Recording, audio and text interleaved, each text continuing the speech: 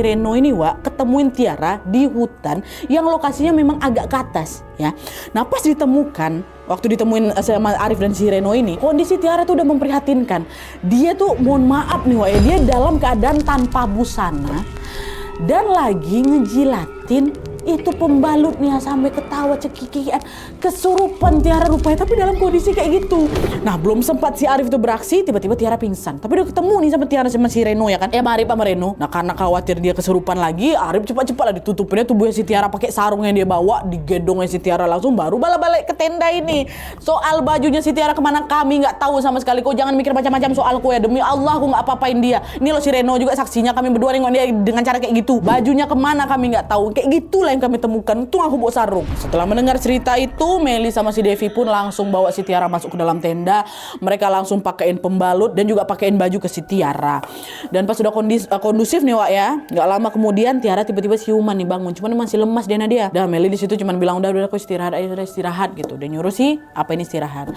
Nah nggak lama sih Tiara tidur Terus Reno sama si Arif ikut masuk juga ke tenda buat istirahat juga. Memang mereka berlima tuh tidurnya satu tenda nih ya.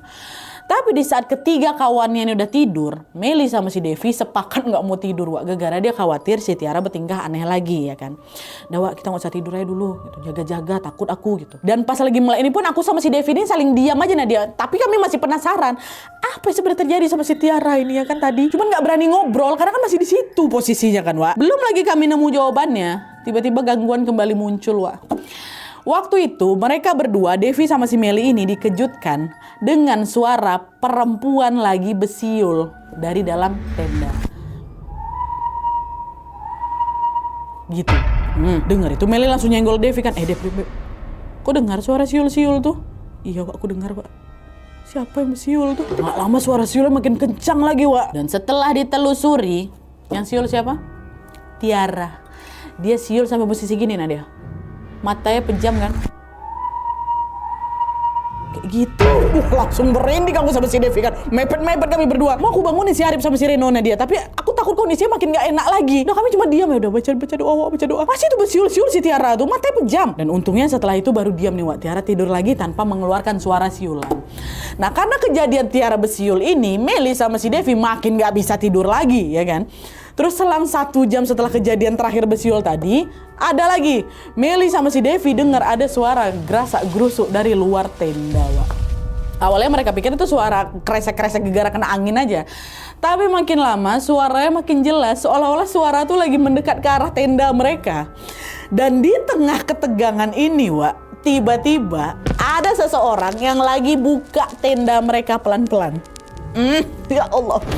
Nah pas tenda ini sedikit terbuka, kelihatan ada bapak-bapak pakai topi caping, bawa sebilah sabit dan melongokkan kepalanya ke Meli bilang, wes mulai waendo dienteni bapak. Itu ada bapak-bapak itu ada. Apa nggak shock kami berdua di dalam itu? Astagfirullah.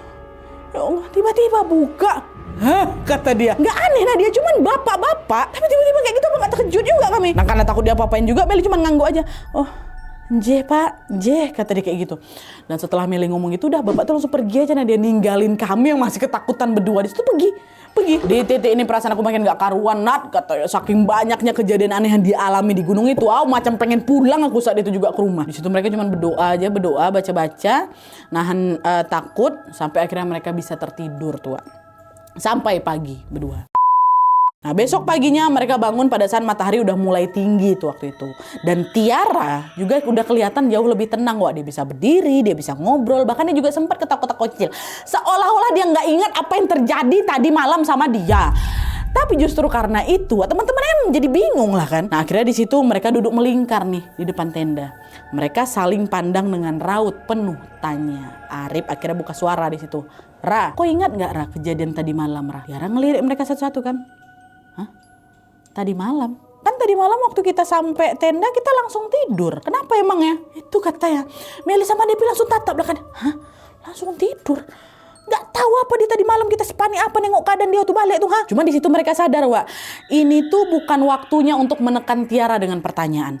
Yang penting sekarang Tiara udah sadar Nadia, dia udah bisa jalan, kondisinya juga udah baik-baik aja, ya kan? Nah akhirnya setelah memastikan Tiara ini cukup untuk beraktivitas lagi, Wak. Arif di situ nanya, wah ini gimana nih? Kita mau lanjut